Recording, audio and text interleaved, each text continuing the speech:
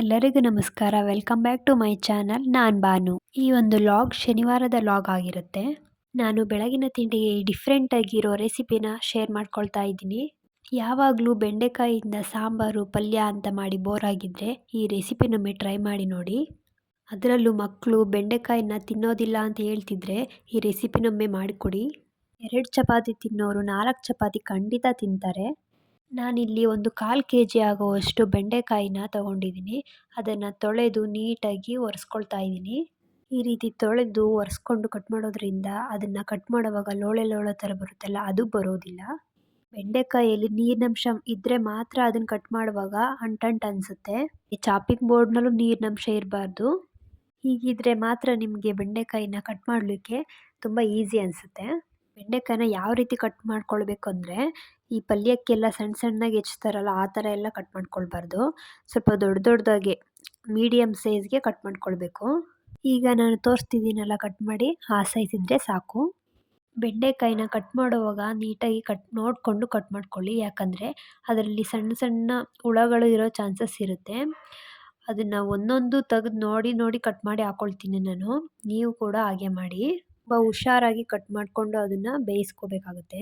ಫಾಸ್ಟಾಗಿ ಕಟ್ ಮಾಡುವಾಗ ನಾವು ಅಷ್ಟಾಗಿ ಗಮನಿಸೋದಿಲ್ಲ, ಹಾಗಾಗಿ ಹೇಳ್ತಿದ್ದೀನಿ ಅಷ್ಟೇ. ನಾನು ಮುಂಚೆ ಎಲ್ಲ ಫಾಸ್ಟಾಗೆ ಕಟ್ ಮಾಡ್ಕೊಂಡು ಹೋಗ್ತಿದ್ದೆ. ಒಂದು ಸಲ ಹುಳನ ಗಮನಿಸಿದ್ದೀನಿ, ಹಾಗಾಗಿ ನಿಮಗೂ ಈ ಒಂದು ಟಿಪ್ನ ಕೊಟ್ಟಿದ್ದೀನಿ. ಈಗ ಒಂದು ಕಡಾಯಿ ಇಟ್ಕೊಂಡು ಅದಕ್ಕೆ 2 ಸ್ಪೂನ್ 3 ಸ್ಪೂನ್ ಆಗೋಷ್ಟು ಎಣ್ಣೆ ಹಾಕ್ಕೊಂಡು, ಅದಾದ ನಂತರ ಒಂದು ಈರುಳ್ಳಿನ ಕಟ್ ಮಾಡಿ ಇಟ್ಕೊಂಡಿದ್ದೆ ಅದನ್ನು ಕೂಡ ಹಾಕ್ಕೊಳ್ತಾ ಇದ್ದೀನಿ.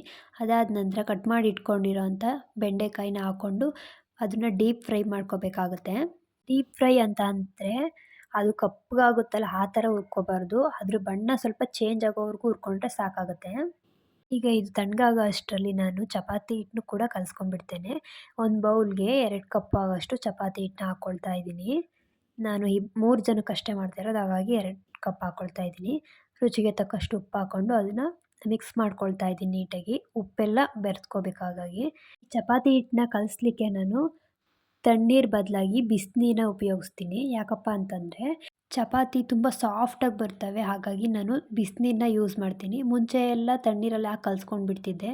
ಚಪಾತಿ ಅಷ್ಟೇನು ಸಾಫ್ಟಾಗಿ ಬರ್ತಿರಲಿಲ್ಲ. ಮಾಡಿಟ್ಟು ಒಂದು 5 ಮಿನಿಟ್ಸ್ಗೆಲ್ಲ ಚಪಾತಿ ಹಾರ್ಡ್ ಆಗ್ತಿದ್ವು. ಈ ಬಿಸಿನೀರಲ್ಲಿ ಕಲಿಸ್ಲಿಕ್ಕೆ ಶುರು ಮಾಡಿದಾಗಿಂದ ಚಪಾತಿ ತುಂಬ ಸಾಫ್ಟಾಗಿ ಬರ್ತವೆ, ಹಾಗಾಗಿ ನಾನು ಯಾವಾಗಲೂ ಬಿಸಿನೀರಲ್ಲೇ ಕಲಿಸ್ಕೊತೀನಿ. ನೋಡಿ ಈ ಥರ ಸಾಫ್ಟಾಗಿ ಬರುತ್ತೆ. ಈಗ ಇದನ್ನು ಒಂದು ಪ್ಲೇಟ್ ಮುಚ್ಚಿ ಒಂದು 5 ಮಿನಿಟ್ಸ್ ಪಕ್ಕಕ್ಕೆ ಎತ್ತಿಡ್ತೀನಿ. ಈಗ ಗ್ರೇವಿ ಮಾಡಲಿಕ್ಕೆ ನಾನಿಲ್ಲಿ 1 ಟೊಮೆಟೊ 3 ಈರುಳ್ಳಿ ತೊಗೊಂಡಿದ್ದೀನಿ. ಯಾಕಂದರೆ ನಾವು 3 ಜನ ಇರೋದರಿಂದ ನಾನು ಕಡಿಮೆ ಕ್ವಾಂಟಿಟಿ ತೊಗೊತಾ ಇದ್ದೀನಿ. ನೀವು ಜಾಸ್ತಿ ಜನ ಇದ್ದರೆ ಟೊಮೆಟೊನ ಜಾಸ್ತಿ ಕ್ವಾಂಟಿಟಿ ತೊಗೊಂಡು ಕಟ್ ಮಾಡಿಕೊಂಡು ನೀವು ಹಾಕ್ಕೋಬೇಕಾಗುತ್ತೆ. ನಾನಿಲ್ಲಿ 3 ಜನಕ್ಕೆ ಮಾಡ್ತಾ ಇರೋದ್ರಿಂದ 3 ಈರುಳ್ಳಿ 1 ಟೊಮೆಟೊ ತೊಗೊಂಡಿದ್ದೀನಿ. ನೀವೇನಾದರೂ ಜಾಸ್ತಿ ಜನ ಇದ್ರಿ ಅಂತಂದರೆ ಕ್ವಾಂಟಿಟಿ ಜಾಸ್ತಿ ಮಾಡ್ಕೊಳ್ಬೋದು. ಇವಾಗ ಒಂದು ಮಿಕ್ಸರ್ ಜಾರ್ ತೊಗೊಂಡು ಕಟ್ ಮಾಡಿರೋಂಥ ಈರುಳ್ಳಿ ಟೊಮೆಟೊ ಎಲ್ಲನೂ ಹಾಕ್ಕೊಳ್ತಾ ಇದ್ದೇನೆ. ಈರುಳ್ಳಿ ಟೊಮೆಟೊ ಹಾಕ್ಕೊಂಡಿದ್ದ ನಂತರ ಸ್ವಲ್ಪ ತೊಳೆದಿಟ್ಕೊಂಡಿರೋಂಥ ಕೊತ್ತಂಬರಿ ಸೊಪ್ಪು, ಅದಾದ ನಂತರ 1 ಗಡ್ಡೆ ಬೆಳ್ಳುಳ್ಳಿ ಬಿಡಿಸಿಟ್ಕೊಂಡಿರೋವಂಥದ್ದು, ಅದಾದ ನಂತರ ನಿಮಗೆ ಖಾರಕ್ಕೆ ಎಷ್ಟು ಬೇಕೋ ಅಷ್ಟು ಮೆಣಸಿನ್ಕಾಯಿ ಹಾಕ್ಕೊಳ್ಳಿ. ನಾನು 2 ಮೆಣಸಿನ್ಕಾಯಿ ಹಾಕ್ಕೊತಾ ಇದ್ದೀನಿ. ಒಂದು ಸ್ವಲ್ಪ ಕರ್ಬೇವಿನ ಸೊಪ್ಪು, 1 ಟೀ ಸ್ಪೂನ್ ಆಗೋಷ್ಟು ಸೋಂಪು, ಒಂದು 4-5 ಗೋಡಂಬಿ ಹಾಕಿ ಈ ಥರ ರುಬ್ಬಿ ಪೇಸ್ಟ್ ಮಾಡ್ಕೊಳ್ಳಿ. ಅದಾದ ನಂತರ ಒಂದು ಕಡಾಯಿ ಇಟ್ಕೊಂಡು 3 ಟೇಬಲ್ ಸ್ಪೂನ್ ಆಗೋಷ್ಟು ಎಣ್ಣೆ ಹಾಕ್ಕೊಳ್ತಾ ಇದ್ದೀನಿ. ಅದಾದ ನಂತರ 1 ಟೇಬಲ್ ಸ್ಪೂನ್ ಜೀರಿಗೆ ಹಾಕೊಂಡ ನಂತರ ರುಬ್ಬಿಟ್ಕೊಂಡಿರೋಂತಹ ಮಸಾಲೆನ ಅದಕ್ಕೆ ಆ್ಯಡ್ ಮಾಡ್ತಾಯಿದ್ದೀನಿ. ನೋಡಿ ಈ ಥರ ಆ್ಯಡ್ ಮಾಡಿಕೊಂಡು ಅದನ್ನು ತೊಳ್ಕೊಂಡು ಅದನ್ನು ನೀರು ಕೂಡ ಹಾಕ್ಕೊಳ್ತಾ ಇದ್ದೀನಿ. ಯಾಕಂದರೆ ಖಾರ ವೇಸ್ಟ್ ಆಗಬಾರ್ದಲ್ಲ, ಅದಕ್ಕೆ ಈ ಥರ ಹಾಕ್ಕೊಂಡು ನೀಟಾಗಿ ಒಂದು 10 ನಿಮಿಷ ಬೇಯಿಸ್ಕೋಬೇಕು. ಅದರಲ್ಲಿ ಹಸಿ ವಾಸನೆ ಇರುತ್ತಲ್ಲ ಅದೆಲ್ಲ ಹೋಗಬೇಕು. ಅದೆಲ್ಲ ಹೋಗೋ ತನಕನೂ ನೀಟಾಗಿ ಹಸಿ ವಾಸನೆ ಹೋಗೋ ತನಕನೂ ಬೇಯಿಸ್ಕೊಬೇಕಾಗುತ್ತೆ.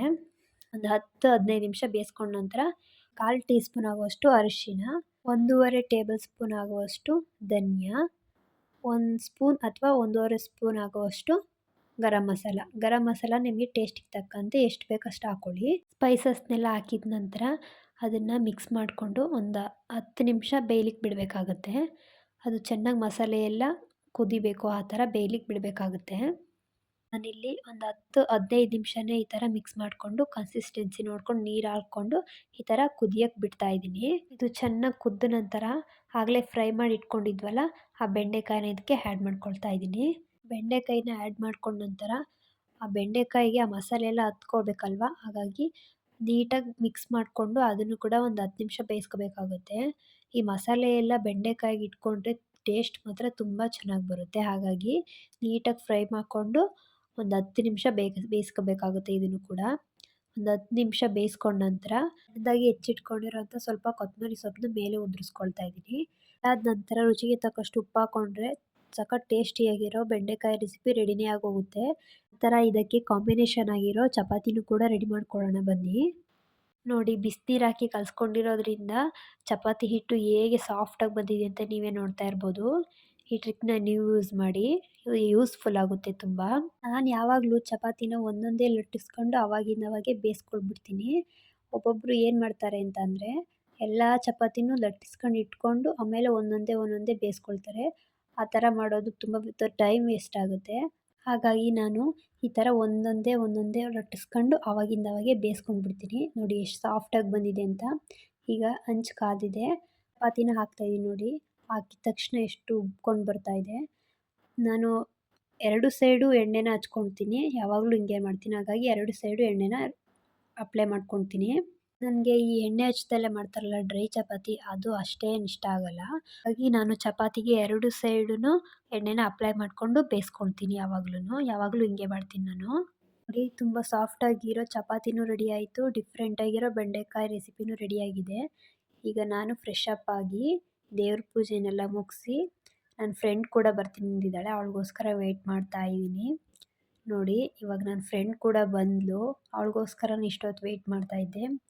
ನಾನು ವಿಡಿಯೋ ಮಾಡಬೇಡ ಅಂತ ಹೇಳ್ತಾ ಇದ್ದಾಳೆ, ಹಾಗಾದರೂ ವಿಡಿಯೋ ಮಾಡ್ತಾಯಿದ್ದೀನಿ. ನನ್ನ ಫ್ರೆಂಡ್ ಅಂದರೆ ಇಲ್ಲೇ ಇದ್ದಾಳೆ, ಇವಳು ನನ್ನ PU ಫ್ರೆಂಡು, ಹಾಗಾಗಿ ಇಲ್ಲೇ ಇರ್ತಾಳಲ್ಲ, ಹಾಗಾಗಿ ವಾರಕ್ಕೊಂದ್ಸಲ ಬರ್ತಾಳೆ. ಇವಾಗ ತುಂಬ ಸಾಫ್ಟಾಗಿರೋ ಚಪಾತಿ ಮತ್ತು ಡಿಫ್ರೆಂಟಾಗಿರೋ ಬೆಂಡೆಕಾಯಿ ಗ್ರೇವಿನ ಸರ್ವ್ ಮಾಡ್ತಾಯಿದ್ದೀನಿ. ನೀವೇ ನೋಡ್ತಾ ಇರ್ಬೋದು ಎಷ್ಟು ಚೆನ್ನಾಗಾಗಿದೆ ಅಂತ. ನೋಡ್ತಾ ಇದ್ದರೆ ತಿನ್ಬೇಕು ಅನ್ನಿಸ್ತಾ ಇದೆ. ನನ್ನ ಫ್ರೆಂಡ್ ಕೂಡ ಬಂದಳಲ್ಲ, ಅವಳು ನಾನು ಒಟ್ಟಿಗೆ ತಿಂಡಿ ಮಾಡೋಣ ಅಂತ ಸರ್ವ್ ಮಾಡ್ಕೊಳ್ತಾ ಇದ್ದೀನಿ. ಬೆಂಡೆಕಾಯಿ ಗ್ರೇವಿ ಅಂತೂ ತುಂಬ ಟೇಸ್ಟಾಗಿ ಬಂದಿದೆ. ನೋಡ್ತಾ ಇದ್ರೇ ಬಾಯಲ್ಲಿ ನೀರು ಬರ್ತಾ ಇದೆ, ಅಷ್ಟೊಂದು ಚೆನ್ನಾಗಿದೆ. ಈ ರೆಸಿಪಿ ನಿಮಗೂ ಕೂಡ ಇಷ್ಟ ಆಗಿದ್ರೆ ನೀವು ಒಂದ್ಸಲ ಟ್ರೈ ಮಾಡಿ. ರೆಸಿಪಿ ಹೇಗಾಗಿತ್ತು ಅಂತ ಒಂದು ಕಾಮೆಂಟ್ ಮಾಡಿ. ಹಾಗೆ ತಿಂಡಿನೆಲ್ಲ ಮುಗಿಸ್ಕೊಂಡು ಇಬ್ಬರು ಹೊರಗಡೆ ಹೋಗ್ಬರೋಣ ಅಂತ ಹೊರಟ್ವಿ. ಕಬ್ಬಿನ ಹಾಲು ಕಾಣಿಸ್ತು ಅಲ್ಲಿ, ಇಬ್ಬರು ಒಂದೊಂದು ಲೋಟ ಕಬ್ಬಿನ ಹಾಲನ್ನು ಕುಡಿದ್ವಿ. ಮಗಳನ್ನ ನೋಡ್ಬೇಕಂತ ಇದ್ಲು, ಹಾಗೆ ಅಮ್ಮನ ಮನೆಗೂ ಕೂಡ ಕರ್ಕೊಂಡೋದೆ. ನೋಡಿ, ಅವಾಗಿನೂ ಎದ್ದಿದ್ಲು, ಬಂದ ತಕ್ಷಣವೇ ಅವಳ ಹತ್ರ ಹೋಗಿ ಕೂತವಳೆ. ನನ್ನ ನೋಡ್ತಾವಳು, ಹಂಗೆ ಎತ್ಕೊಂಡಿಲ್ಲ ಇವಳು ಅಂತ. ವೀಕ್ಷನು ಮಲ್ಕೊಂಡಿದ್ಲು, ಅವಳು ನಾವು ಹೋದ ತಕ್ಷಣವೇ ಎದ್ಬಿಟ್ಲು. ಮನಸ್ವಿ ಅಂತ ಅವಳ ಮೇಲೆ ಮಲ್ಕೊಳಕ್ಕೆ ಹೋಗ್ತಾವಳೆ. ಅವಳು ಬಾರವಮ್ಮನು ಅಂತ ಕರಿತಾವಳೆ. ಪಾಪ ಎಷ್ಟು ಇದು ಮಾಡ್ತಾಳೆ ಅವಳು, ಅವಳಿಗೆ ಹೊಡಿತಾಳೆ ಇವಳು. ನೋಡಿ, ಪಕ್ಕಕ್ಕೆ ಹೋಗ್ಬೇಕು ಅಂದ್ರೂ ಅವಳ ಮೇಲೆ ಹತ್ಕೊಂಡು ಹೋಗ್ತಾವಳೆ. ನಮ್ಮ ವೀಕ್ಷಗಂತೂ ಅವಳು ಸಿಕ್ಕಾಪಟ್ಟೆ ಹಿಂಸೆ ಕೊಡ್ತಾಳೆ. ಕುತ್ಕೊಂಡಿದ್ರೆ ಸಾಕು ಸುಮ್ಮನೆ ಕಚ್ಚಕ್ಕೆ ಹೋಗ್ತಾಳೆ. ಕಚ್ಚಿದ್ರೆ ಹಂಗಿಂಗೆ ಕಚ್ಚಲ್ಲ, ಸರಿಯಾಗಿ ಕಚ್ಬಿಟ್ಬರ್ತಾಳೆ. ನೋಡಿ, ಕಾಲಲ್ಲಿ ಹೆಂಗೆ ಓದಿತಾವಳೆ, ಬರೀ ಕಾಲಲ್ಲಿ ಮಾತಾಡ್ಸೋದೆ ಅವಳದು. ಎಲ್ಲರೂ ಬೈತವ್ರೆ ಅಂತ ನಮ್ಮ ಮನೆ ನೋಡ್ತಾವಳೆ. ನಮ್ಮ ವೀಕ್ಷ ಅವಳನ್ನ ಕೇಳ್ತಾವಳೆ, ನಾನು ಯಾರವ್ವ ಅಂತ. ಅವಳಿಗೆ ಹೇಳ್ತಾಳೆ, ಮನು ನಾನು ನಿಮ್ಮ ಅಕ್ಕ ಕಣವ್ವ, ನಿಮ್ಮ ಅಕ್ಕ ನಾನು ಅಂತ ಹೇಳ್ತಾಳೆ. ಅವಳು ಸರಿಯಾಗಿ ಹೊಡಿತಾಳೆ ಪಾಪ ಅವಳಿಗೆ. ನಾನು ಯಾರವ್ವ ಅಂತ ಕೇಳ್ತಿರೋದಕ್ಕೆ ಅವಳಿಗೆ ನಾಚಿಕೆ ಬಂದ್ಬಿಟ್ಟೈತೆ.